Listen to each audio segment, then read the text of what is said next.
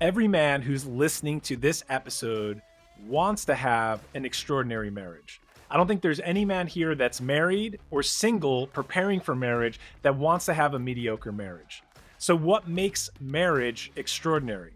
Well, I'm glad you're here because on today's episode, I'm bringing back Tony DiLorenzo and his wife, Alisa DiLorenzo, who are the founders and the hosts of One Extraordinary Marriage. Now, we had Tony on a few episodes ago. It actually was my first interview here on Raising the Standard, where we discussed this book, The 6 Pillars of Intimacy. This was a phenomenal discussion that I'm going to link below. It's a powerful discussion, and it's an even more powerful book. If you want to have a marriage that thrives, you have to be familiar with how to build these 6 pillars into your life. And for today's episode, Tony and Alisa just released their brand new book, part of their series on the 6 pillars, and this one is all about conflict resolution. In this episode, we're going to equip you with practical strategies. Alisa's going to break down the conflict cycle and ultimately how you can stop it or accelerate it to move through it faster so you get to a place of healing where your marriage goes from surviving to thriving. There's a huge impact on your marriage and your life if you have unresolved conflict. So in today's episode, you will get equipped with tools, strategies, and tactics that you can apply starting today. Let's get into it.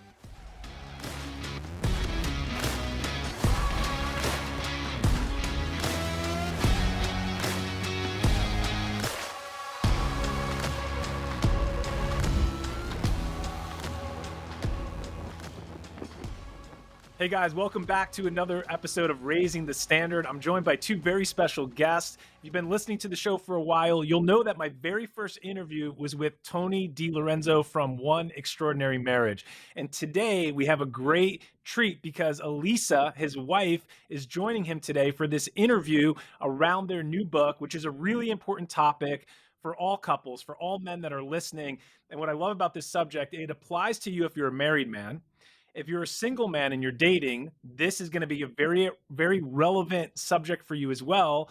And if you're single and you're not dating, it still applies to you because we all have relationships in life. And that's what I love about today's topic. So Tony and Alisa, I'd like to welcome you to the show today. Thanks for joining. Well, thank you for having us. We're honored to be here. Yeah, thanks so much, Josh. And I'm honored, man. I was the first interview you had, and I don't know how many more you've done, but I loved them. I listened to the podcast, man. So thank you for what you do. Yeah, man, I'm honored. It was an amazing conversation. I'm holding the book right here. Like, this book is amazing. It's still a go-to.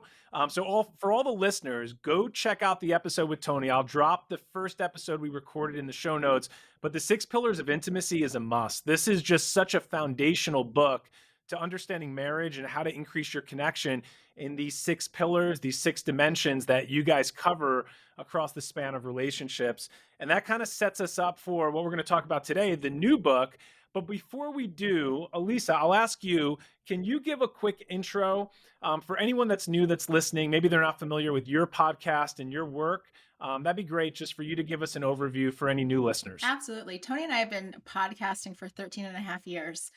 With the One Extraordinary Marriage show, we're committed to equipping couples with the tools and strategies that they need to create the extraordinary in their marriage.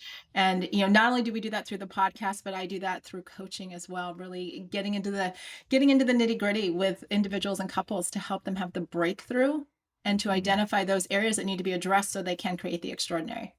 Yeah, well, hey, listen, I want to thank you guys because well before I even met Tony, well before I even started a podcast or wrote a book, I was part of the One family because I'm a listener. So I've been listening to you guys for a while, and I appreciate what you do. In 13 years, that's some investment. I just want to say that it's an investment to do a podcast. Like, you usually put your own money out there to get your message across. So that I don't take that lightly. I just want to honor you guys for pouring into marriages, because when you do a podcast, you don't get anything in return. You don't even get feedback sometimes other than if someone leaves a review. So I know you have other programs and other ways that you serve, and we'll get into those.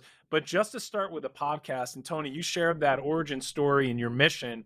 And I just think that's really important to highlight, because in a day and age with a lot of online marketers trying to find a niche to get something back from, you guys were there giving and pouring into couples, because this truly is a mission and it's a vision that's in your heart. So I want to thank you for that. Oh, thank you. Thank you for acknowledging that. That means a lot. Yeah, that's a big deal. So, Alisa, I'm holding your book in my hand. This is the latest one, and I noticed that it's conflict resolution, but it still has the six pillars logo. So, is this the second book in a series, and can we expect more? How's this going to fit into the family of six pillars? Absolutely.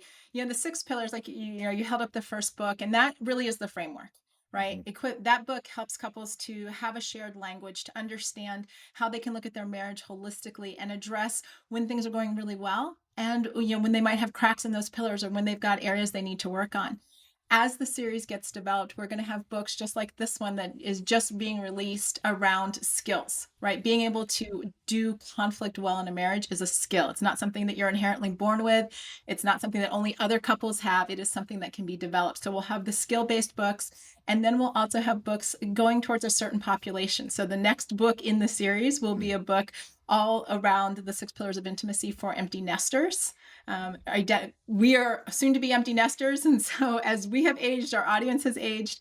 We're all getting to that stage where the kids are leaving home. And so that next book will actually identify how you can use the framework of the six pillars to stay strong after the kids leave the home. Excellent.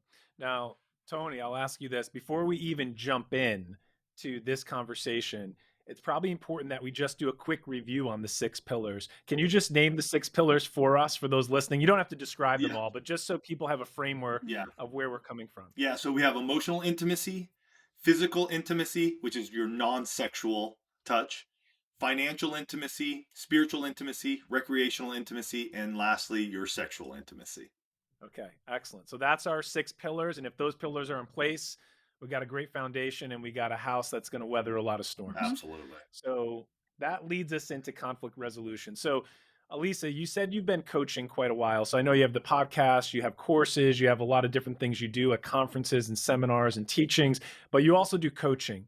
Was this book born out of your coaching experiences and being in the trenches with couples? 100%. I was thinking about it just as this book was getting ready to launch. And the reality is that almost every session, I would say probably 99.99% of the sessions that I do, conflict is at the core of those sessions. We're not in agreement. We're not in alignment. We don't see eye to eye. He doesn't listen to me. She doesn't listen to me, whatever it might be. And so I've spent thousands upon thousands of hours working with couples to help them understand not only how they do conflict, which I identify in the book as the conflict cycle, but also what they can do and how they can do it differently so that they can shorten that time and actually move more towards resolution instead of just, sweeping things under the rug and going, well, you know what? I'll just walk away from it until next time. Is the vision to get to the point in a marriage where there is no conflict, or is it to equip couples with the tools so they move through this cycle faster? So I guess I'm asking, is the cycle always going to be there, or is it something that we can avoid maybe entirely in a perfect marriage? First of all, I don't think there's any such thing as a perfect marriage. So let me burst that bubble to start with. Secondly, I actually, as a marriage coach, get really concerned if a couple tells me they have absolutely zero conflict. And the reason that I say that is because you are two different people. There are, things that you really like, things that your spouse really likes, things that you don't like, things that your spouse doesn't like.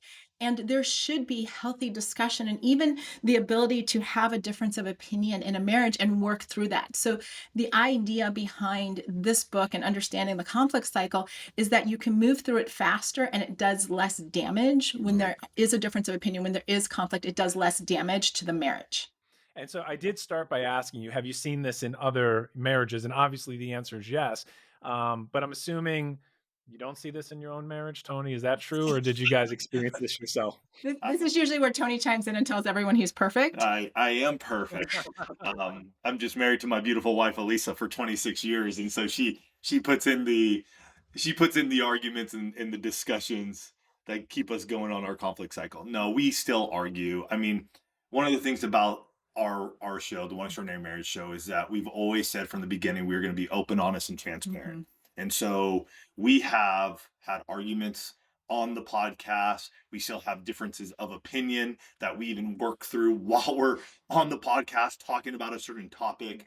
And so I think for Alisa and I, what we have learned in our own marriage, when we look at our conflict cycle, when we were young marrieds, even in our, 10 and in those teen years, our conflict cycle was elongated. It would take us days to recover. And now, because we see the conflict cycle, we understand it, those arguments that used to take us days can now take us like an hour to recover, resolve, and move forward with. And so we are still a work in progress. And I think until the day we die, we will be in a work in progress and we'll be using this in our.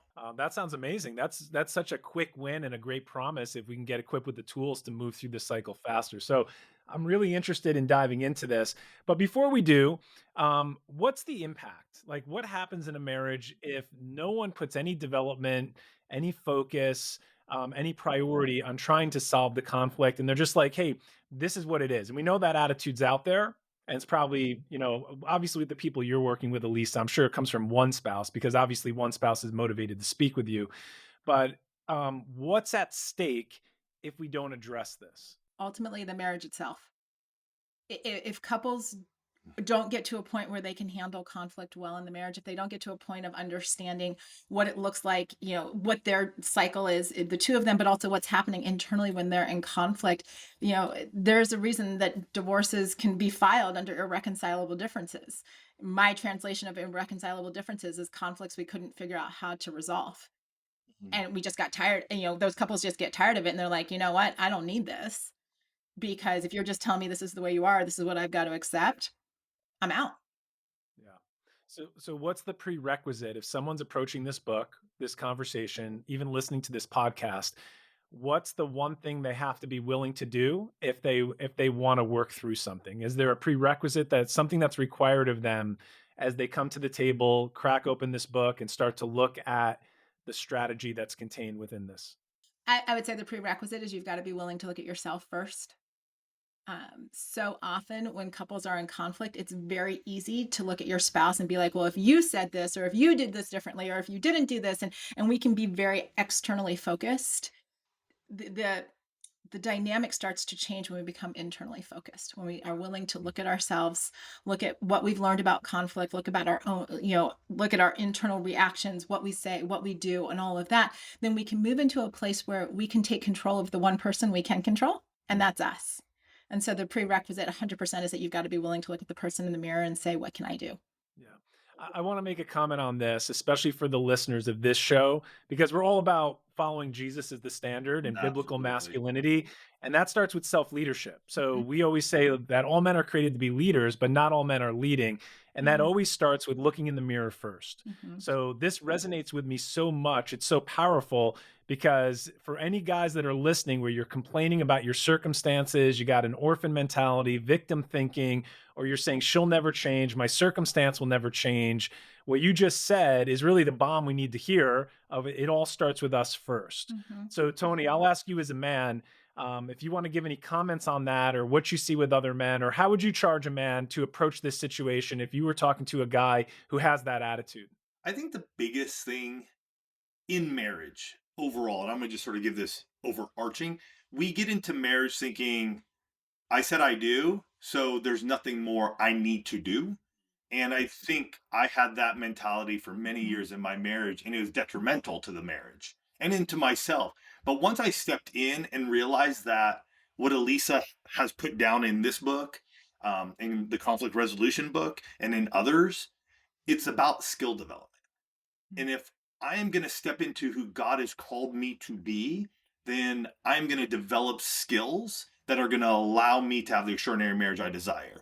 And so, what I tell many of my guys is even around communication, emotional intimacy, for instance, I didn't always talk this way. It's a skill development. I was willing to step in and go, what do I need to learn? How do I express myself when I don't even know what that looks like yet? And so we help folks obviously do that through the podcast and other ways, but really just stepping in and going like, I'm willing to grow Mhm. and learn a new skill and know that it can take time just as, you lift and I lift and we don't go to the gym the first time and like, or like, damn, I got my my biceps and my chest. No, it's a process, right? We go day after day or week after week, month after month to get the gains. All leaders are learners. So I'm learning today, and sometimes I teach, but I'm always learning. So let's get right into it. That was really well said, Tony.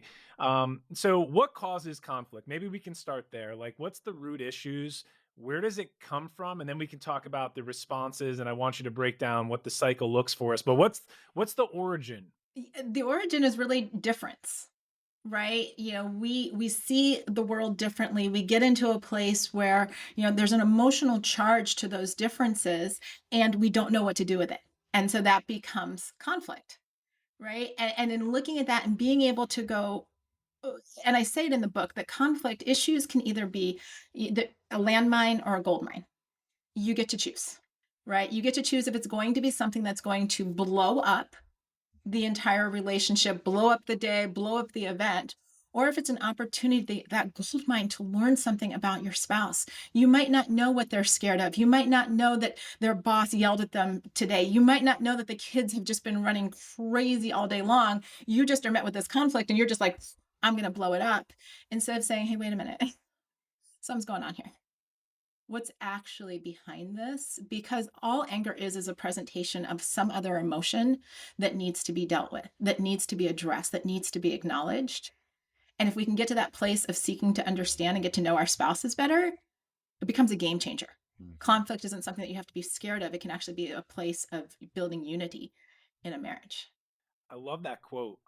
It's either a landmine or a gold mine. I did see that in the book, and I was like, wow, that's so good. And thanks for explaining that, because I wanted to get a better understanding of where's the gold mine. And I see what you did there with how we look at things, and that's an opportunity to come closer together. So I have a question about conflict. My question is, when a couple comes together and they're married, there's usually, at least what I've seen from my own experience, being vulnerable here, there's some root issues in the marriage, and then they show up as little things. Like, you even had something in your cycle where even something little can accelerate really quick, like a boiling point, or it goes really fast. It's like, wow, that happened fast. And it's not because of like the conflict in the moment. It's actually because it's about something else that happened in the past. So I guess I'm going back to the origin issues, but how important are those? I guess we could call them like a trauma issue or something that happened, right? That causes the conflict. And I guess I'm asking for your commentary. And is this true? Is once that issue's there, can it show up in different ways and express itself in different forms of conflict, but it's still going back to a root issue? 100%. What we don't deal with, I have another line in the book that says we repeat what we don't repair. And so if and it doesn't even have to be trauma with like a capital T, it can be trauma with little t's. It can be the way you saw your parents fight. It can be the messaging that you heard about certain topics that you've internalized that. And so those show up in how the two of you relate to one another. And you might I tell people all the time, when you find those cycles repeating, we're always fighting about the same things, or it's always, this dance that we do. Well, there's a cycle there that needs to be addressed. And you do yourself and your marriage a favor if you're willing to take a step back and say, when did this start? What's been my messaging? Is there a big trauma T that I actually need to go get help for and resolve because it's showing up in our finances and it's showing up in our parenting and it's showing up in chores? Or are there little hurts, whether in the marriage or prior to the marriage, that I need to heal? And what I love about your particular podcast is, if Jesus is the focus, and if that's the standard, then what does it look like to step into that healing with Jesus? And to know that you're not trying to do it on your own. Like, you don't have to be a man that's got to like white knuckle it and go, I just got to get through this. I got to be strong. You do it with your faith and your relationship in Christ at the center, so that the strength is not yours, because on their own, I will tell you, most couples cannot solve this, until they really step into that place of going, how do we do it together? So in the book, you talk about, and I'm really interested in what you see, there's different responses when a conflict arises. I've seen it in my own life. I've noticed these patterns with myself, with my spouse, and you highlight four of them. And I think for me, it was really interesting. I think the audience would be interested. And as Alisa breaks this down for us, and Tony can give us his take on this too, I'm interested in which one Tony goes to. I'll tell you mine. But as Alisa breaks this down, I want you guys that are listening to think about which response is maybe your go-to. We probably danced through all four of them a little bit based on the situation. Maybe I'll let you tell me, Alisa. But I noticed that there's certain conflicts where I have a similar response or there's something I do. So can you walk us through like how do humans respond to conflict? Yeah, absolutely. And this was a really interesting thing for me, even in doing the research around this book, because we're so used to hearing about fight or flight, right? Those are the two most common responses. Those are the ones that everybody knows. If you're flight, you're getting out of there, you're leaving the room, you're like, I gotta go, you're slamming the door. I have a lot of spouses in my coaching, with my coaching clients, where somebody like literally takes off away from the house. I'm like, where'd you go? Like, why are you leaving? The fight is that very aggressive, like, no, we're gonna work this out. We got to solve this right now. And it can be that loud, those bursts of anger. The other two, and these are a little less known, but surprisingly, one of them shows up in our own marriage, in me. And that's the fright. That's the freeze response, where you just literally shut down. You become frozen. And it's a learned behavior. My mom does it. I learned how to do it from her. And I actively have to work on, combating that even in myself. And then there's the fawning response. And this one was really interesting to me to learn, because I've seen it in different dynamics. And this is like the people pleaser. This is the response that says, I will just tell you whatever is going to make it all good so the conflict will go away. Right? Like I will say whatever will make you all better, regardless of whether it takes care of myself, because it makes the conflict reduced and we can go back to presumed peace, even though it's not really peaceful, because that person with that fawning response is still all agitated, but they're just trying to get out of it. Yeah. So which one for you? Which one, Tony? Which one for me? Mine is the fight. I want to get it out. I want to get it done, and I want to move forward. And like Alisa said, she's more the freeze, and will just shut down and just sit there. And so early on in our marriage, this was brutal because we didn't understand what was going on, and a lot of combativeness, a lot of just shutting down. There was times in our marriage for days that we just wouldn't even talk to one another. Mhm. And so when I say this is a learned skill and something that Elisa and I have been able to learn over the years, you can too. Mhm. Because even though, even now, in disagreements, we know I'm gonna get more animated. It's not necessarily that my voice is gonna raise to a decibel that's unbearable, but I do get more animated. My hands are gonna fly. I am moving around a bit more. Your And words are a little sharper. my words are a little sharper. A little If you sharper. will. Yeah. Yep. And I immediately, Tony used to call me his California power outage, because I Yes. would immediately just power down. You could, like, there could be all kinds of life going on around me, and I'm literally sitting there completely stoic. Nothing's happening. Looks like an iceberg. Yeah. But what I've learned over the years is for Elisa, she's a processor as well. And so what I am saying, she is processing, and it just takes her time though to process all the feelings, the emotions, Mhm. what's being said, what's the problem, what are the solutions. And so understanding that about both of us has allowed us to break our own conflict cycle, Mhm. get to resolution quickly, and be able to go, okay, we found our disagreement in this area, and yet we were able to come back together and go, okay, this is how we're going to move forward together as a team. Mhm. Yeah. So how has that evolved, Tony? Do you still find like the fight is still there because there's still an emotion, but maybe it just doesn't manifest or express itself the same exact way? Correct. So what I end up doing now is more going into prayer and going, okay, Holy Spirit, like give me clarity on this. And so when I have to still speak, it's not with the sharpness that I used to be. Mhm. There can still be some sharpness that happens, and yet I find myself to be calmer. I find myself to be able to express everything, and then I'm also able to allow Elisa to process. So Mhm. it's not like it needs to get done now. Like the fighter in me before would be like, no, this needs to be resolved now. Now the fighter in me is like, I'm going to release this, knowing that you need to process Mhm. for a few hours, for 24 hours, and know that you're going to come back and we are going to address the issue and then come up with a solution. So a lot of self-awareness, self-regulation to take a step back, and also to recognize the way Elisa processes, to give her space. Mhm. And And Elisa, how, just to ask, like, how's it evolved for you? So if you were the person and you fall into like the freeze, Is that still there to a degree? You just move through it faster? Or what's that look like as a wife or, even if a husband, if he's a freeze, like how do they work through it? Does it totally disappear or can they just move through that faster? You know, I think some of those responses are just innate responses. They're default. They've been with us since childhood, and so it is learning to control them. Like I have had to teach myself, and it's such a conscious decision, Josh, when Tony and I are in that place of conflict, like I am literally telling myself, keep talking, make eye contact with him.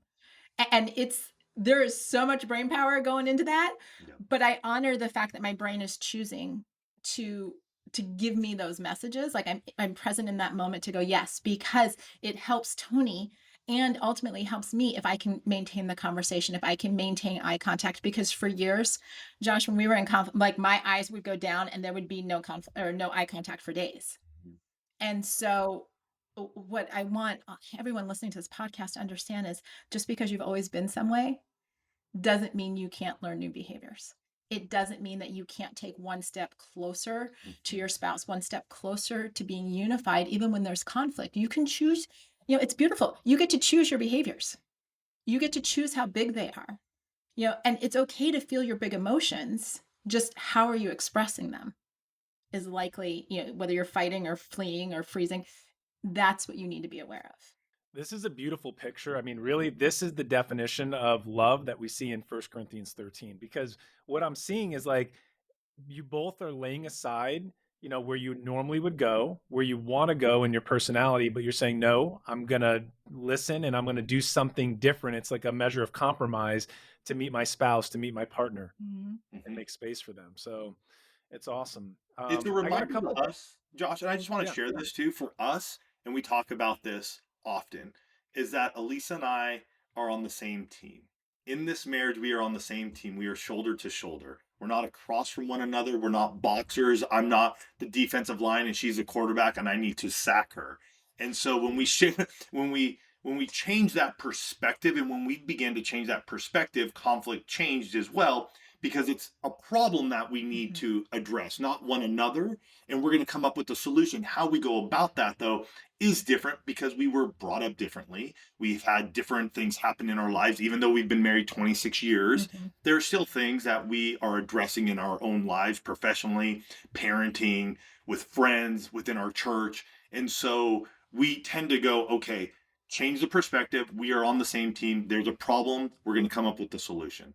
Yeah. I'm looking at these responses and I'm like, I could see myself in all of them. And then I was thinking, like, you don't have pouting here. I pout sometimes, like if I don't have my own way, but I'm like, you know what? That's flight, that's shutdown.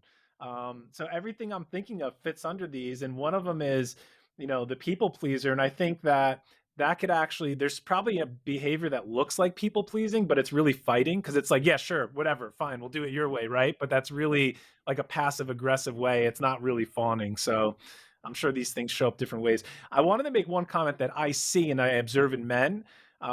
Maybe I've observed this in myself, but I know I've seen it in the workplace. And that's where, and I see it with my kids too. Like we all deal with conflict, every single human, and you deal with it a certain way. So let's just take the workplace, for example. And in the workplace, what I find is that a lot of people are people pleasers. Like that might be one of their go-tos. Like, okay, fine, I got to do this. Maybe it's it's a boss employee relationship. So you feel like you have to, or maybe that's your personality, but it's something you don't want to do, but you're doing it because it's the political thing to do. And then what I find is that energy can be repackaged at home and they don't necessarily manifest as a people pleaser in the home. It comes out more aggressive as a fight because they're carrying around all this bottled up energy from conflict or unresolved conflict and it comes out somewhere else. And I even see it with my kids like, if my son explodes or something happens, I'm just like, hey buddy, tell me what's going on. Like what happened today? Because I know that whatever just happened, that wasn't enough to make someone react that way. So there's something else behind it. And I'd love to hear your thoughts on that. Like, is the conflict, can it come from other places and then we take it out in the house? Absolutely, because uh, interactions literally from the moment you wake up in the morning till you go to bed at night, you are having interactions that can be conflict. conflict situations. And you're correct. There are situations where, we can't sit down and have like a 20-minute conversation with our boss and share opinions and things like that. Or, we get cut off in traffic on the way home and that makes us mad. Or we go to a restaurant and they make our order wrong. And that's just frustrating because we were just hungry and we had 20 minutes for lunch. And it is getting to this place of saying, what does that look like when I bring this home? And if I'm not explaining to my spouse what the root is that given day of, what, this is what I'm dealing with, then we don't allow that emotional intimacy to actually be a point of connection in the marriage. And that's why, again, going back to the quote around landmines or gold mines, when you see your spouse reacting in such a way, and I was just talking to a coaching man about this yesterday, I'm like, can you take 2 seconds and stop and think, maybe this isn't about me. Maybe it's not about me. Like you just described with your son, maybe it's something that is happening that day or it's gone on, and say, hey, I hear your emotions. What else happened today? Like, I totally want to address this with you, but what happened today? What's been going on in your world that maybe I didn't know about because I haven't stopped to ask? And step into that place of getting curious so that you can actually be a bridge of connection with your spouse. Well, really good insight there. Well, what I want to do is I want you to take us to the actual cycle because you have mapped this out beautifully as a cycle of how it starts, what happens next. And if we recognize the cycle, then our hope and our goal is to move through it faster, like you said at the beginning of this episode. So, walk us through that. And I'd like to just have you break down a little bit of those pieces of the cycle as we go through it. Yeah, there's 5 stages to the conflict cycle. And the first one appropriately is called conflict starts, right? It's that first sense that you have that the air has shifted, the tone of voice is different, your spouse's body language, like you start to pick, you're like, sometimes it's that, what just happened here moment, right? And that's when you're aware, but you might not even be aware of what you're possibly even fighting about, right? It's just something happened. Then you get into a place where it starts to escalate, where maybe the words are a little harsher, the body language is a little severe, and almost the accusations start flying, that type of thing, or you just hear it. A lot of times this is a verbal, like, bam. Then it goes to the boiling point, and this is where, regardless of what your response is, this is when everything is heightened. And it's, if you are a fighter, this is where all your words or your actions get really, really big. It feels like the point of no return. If you're likely to flee and you go into flight, then you're out of there. You're like, this is too much for me, I'm out. If you freeze, this is your shutdown. And if you're fawn, this is where you are trying to be like, okay, what like, let's jump off right now. Then you start moving into a cool down place. And this is just where everybody's trying to kind of get their thoughts together, right? You might be in separate places. You're cooling down. You haven't necessarily resolved anything, but it's just the emotional energy. You're not in that hand-to-hand combat mode that you are in the boiling point. And then the 5th stage is either resolution or a return to status quo. And the reason that I put both of those on there in the cycle is that some couples at this point will actually work to create a solution and get to a place of resolution. But couples that don't have that emotional intimacy will often just return to status quo. They'll just pretend it didn't happen. They'll sweep it under the rug. It'll be another elephant in their herd of elephants in the living room that they're trying to dance around, or they're walking on eggshells. And then they'll just wait for it to happen again. But in the cycle, and you can see it in the book, very specifically, we put gaps in between each one of the cycles. And that was intentional because you can choose. We've been talking about this a lot in today's episode. You can choose your behaviors. You can choose to react differently because it's not just what's happening between the two of you, it's also happening inside of you. And you can control and emotionally regulate. And so you can make different choices to change whether or not you can get off before you go to the next phase. So you don't have to be a slave to the cycle where you go through every step. You could stop it. Mm-hmm. Okay. That's Yeah. awesome. Absolutely. That's a And I decision. want to say one thing too. Each of those stages, time can be any amount. Like conflict starts, it could have started in the morning, but then you go off to work, you're gone for 10 hours. Conflict is still sort of there, Mm-hmm. and the escalation happens when you get back home. And then, and then it could slow down again because all of a sudden it's dinner time, so we got the kids around. So it's escalating, but we haven't hit the boiling point. We got the kids, we get the kids to bed, and then now it's 10, 11 o'clock at night, and we're in bed, and now we hit the boiling point. And cool down doesn't happen until 2 a.m. Mm-hmm. And then we finally get to bed, and then we just go back to status quo because the next day or 3 days later, whatever it may be, we didn't come back to this and actually have any resolution. So that cycle can happen in different time frames. Yeah. And Alisa, I think, and I've seen it, um, and I want to get your opinion from your coaching experience. Are most people stuck in status quo where it's just time goes by, and I guess does that lead to a divorce where there's no resolution? It seems like it's better now. It's been a few days, like it just gets swept under the rug, so to speak, and then you're just waiting for the next stick of dynamite and something blows up again. Absolutely, because if we're not dealing with these issues, then the next time that something irritates us, frustrates us, or annoys us, then everything else comes back into the argument. So it's the stuff you did last week and last month and last year. Well, I'm still bringing that forward because we haven't resolved it. We haven't healed from it. We just keep carrying our baggage. And most people have, not just one suitcase. If they're not traveling with just a carry-on, they've got like 25 suitcases. They need 3 carts at the airport because they have all this unresolved stuff. We live in a society, Josh, that is super comfortable being angry. And it's very socially acceptable to be angry and to just, throw up our hands when we don't like something. It's countercultural to say we're going to work on this. We're going to develop the skills to do this better because having a great marriage is what I'm going after. Totally countercultural. So, what's the best way for a couple to read this book? Would it be for both of them to read it together, and both of them go through it and then discuss it? Would that be the optimal way to do this? Optimal, yes. Realistically, there's going to be one spouse who really wants to work on it and they're going to read it first. And what they're likely to do is to then slide it across, put it on their spouse's nightstand, maybe leave it open to a particular page on the kitchen table, that type of thing. That I'm going to say may or may not go so well because it'll feel very subversive to the spouse. What I say is if you recognize, let me back up. Every conflict cycle takes 2 people. So if you recognize that the way you and your spouse are doing conflict in your marriage isn't working, start working on yourself first and see what change you can make in becoming aware of your internal conflict cycle, your thoughts and your actions. Watch what you can affect. And likely what starts to happen there, because I've seen this in my coaching clients, people like, why aren't you responding the same way? Why are you calmer? Why aren't you running out of the room? Why aren't you screaming at me? Why aren't you doing this? And then it opens the door to a conversation instead of forcing it by making your spouse read the book if they're not ready. Yeah. Well, I set you up for that because my next question, which you got to it was, we're speaking mostly to men that listen to this show. And if they have a willingness to change and they're already listening to this, so they're somewhat involved and interested in their own personal, their spiritual development, and they want to be the best man they can be and the best husband they can be.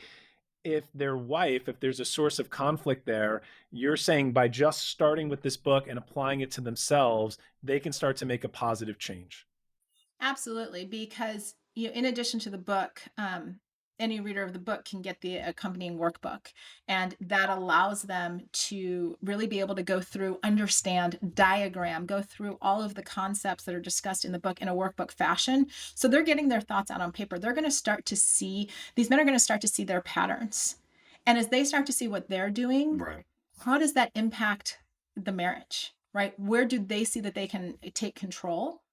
Or as you were saying earlier, be that leader because they have a greater awareness. They're not just on autopilot. They're not just a robot. Awesome.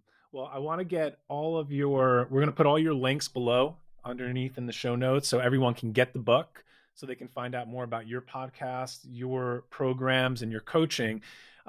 Before we get to that, and I'll have you speak to a few things that you do, Alisa, Tony, speak to the guys for a minute and just, close out with what would you say to a man who's listening to this that is encountering some conflict in his marriage, maybe it's even with his family?